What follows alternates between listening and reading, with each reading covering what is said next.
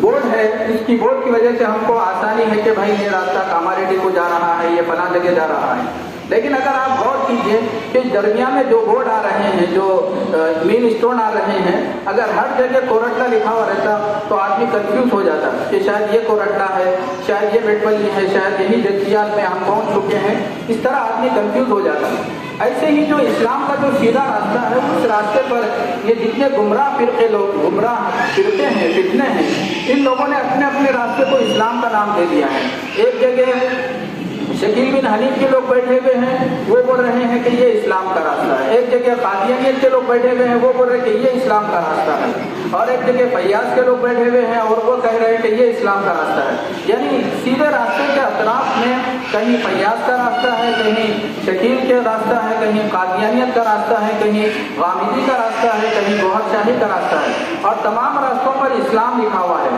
تو اب اگر کوئی آدمی جس کو اسلام کے بارے میں معلوم نہیں ہے اور بنیادی عقائد کا وہ علم نہیں رکھ رہا ہے، تو وہ کبھی قادیانی بن جائے گا، کبھی شکیلی بن جائے گا، کبھی وہ راستے پر چلے جائے گا، کبھی وہ راستے پر چلا جائے گا، کبھی یہ راستے پر چلا جائے گا.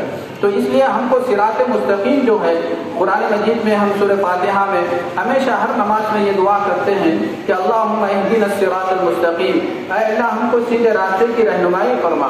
تو سیدھا راستہ کیا ہے؟ انعمت علیہم من النبیین والصدیقین والشہداء والصالحین، جو انبیاء کرام کا راستہ ہے، صدیقین اور شہداء اور صالحین کا راستہ ہے.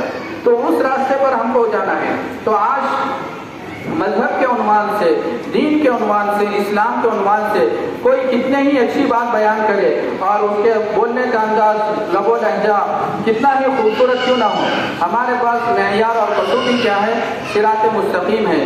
صحابہ کرام، قرآن اور حدیث، یہ سب ہمارے لیے معیار ہے. ہم کو یہ دیکھنا ہے کہ یہ بات قرآن میں ہے یا نہیں، یہ بات حدیث میں ہے یا نہیں، صحابہ کرام کا اس پر عمل رہا ہے یا نہیں، اور جو امت کا جو اجتماعی عقیدہ ہے اس کے مطابق یہ عقیدہ ہے یا نہیں. اس پر ہم کو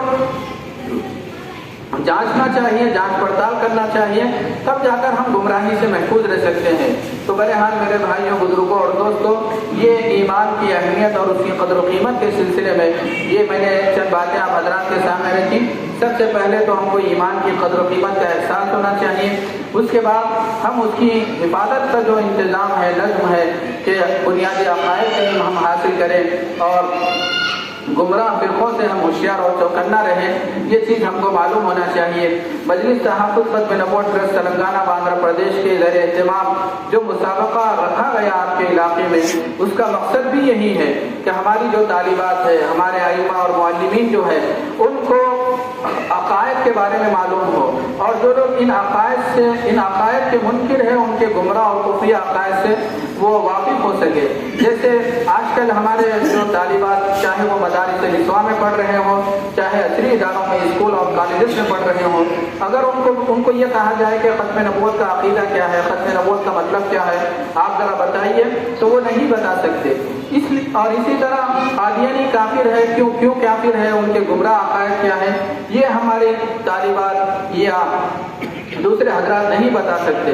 اس لیے جب تک ہم صحیح پختہ علم حاصل نہیں کر سکے اور صحیح معلومات ہم حاصل نہ کر سکے تو ایمان کے بارے میں ہم ڈاواڈول رہیں گے. کوئی بھی آ کر ہمارے ایمان پر ڈاکہ ڈال سکتا ہے اور اس کو چرا سکتا ہے. تو میرے بھائیوں، بزرگوں اور دوستوں اور پس پردہ سننے والی میری مائیں اور بہنیں، یہ تہیہ آج کے جو پروگرام ہے، اس کا پیغام یہی ہے اور اس کے ذریعے یہی آپ کو میسج دیا جا رہا ہے کہ ہم اپنے ایمان کی حفاظت کریں، اپنے نسلوں کی ایمان کی حفاظت کریں، اور اس کے لیے عقائد کا جو علم حاصل کرنا ہے وہ علم حاصل کریں، اور جو گمراہ فرقے ہیں، فتنے ہیں، ان سے ہم ہوشیار اور چوکنا رہیں. یاد رکھیے، جیسے ہم نماز کے بارے میں جانتے ہیں، وضو کے بارے میں جانتے ہیں کہ وضو کن باتوں سے ٹوٹ جاتا ہے، اگر آپ کسی بھی آدمی سے پوچھیں ہاں وضو کرنے کے بعد خون نکل آتا ہے تو ایک عام مسلمان بھی کہے گا کہ وضو باقی نہیں رہا، وضو ٹوٹ گیا. اگر اسی طرح نماز میں اگر کوئی قہقہہ لگا کر ہنستا ہے تو عام آدمی یہ کہے گا کہ بھائی اس نے نماز میں ہنس دیا ہے تو نماز میں باقی نہیں رہی، نماز ٹوٹ گیا، تو نماز ٹوٹ گئی. تو جیسے ہم نواقض وضو، نواقض نماز کو ہم جانتے ہیں، سمجھتے ہیں، اسی طرح ہم کو نواقض اسلام، نواقض ایمان ہم کو معلوم ہونا چاہیے.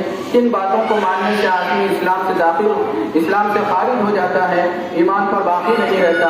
تو بہرحال یہ چند باتیں میں نے آپ حضرات کے سامنے رکھی ہیں۔ اللہ تعالیٰ سے دعا کیجیے کہ اللہ تعالیٰ ہم سب کو کہنے سننے سے زیادہ عمل کرنے کی توفیق عطا فرمائے۔ کچھ رہے یا نہ رہے پر تمنا ہے امیر، کچھ رہے یا نہ رہے پر تمنا ہے امیر، آخری وقت میں سلامت میرا ایمان رہے۔ وآخر دعوانا الحمدللہ رب العالمین۔ جزاک اللہ۔ آپ کی ان باتوں پر ہم آپ سے بہت ہی زیادہ ممنون ہیں۔ تین گزارشیں ہیں۔ پہلے ہماری بہنوں سے گزارش ہے، خواتین سے، کہ اندر سے بچوں کے چلانے کی، شور شرابے کی بہت ساری جو ہے آوازیں آ رہی ہیں۔ ہماری بہنوں سے گزارش ہے کہ تھوڑا سا اپنے بچوں کو خاموش کر دیں، کیونکہ پروگرام صرف 1 گھنٹہ اور آپ کو دینا ہے۔ یہ صحیح ہے